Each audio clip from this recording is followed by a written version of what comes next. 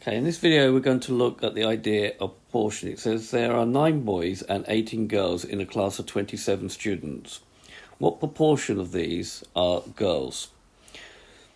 Okay, so the proportion of girls is going to be, there are 18 girls out of total number of girls out of total number of 27 students. So the proportion is going to be 18 out of 27.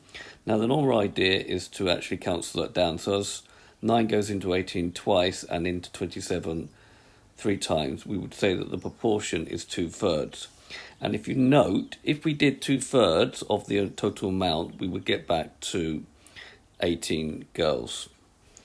Okay, so this has been a video to show you how to write down a proportion of girls from a total number of students.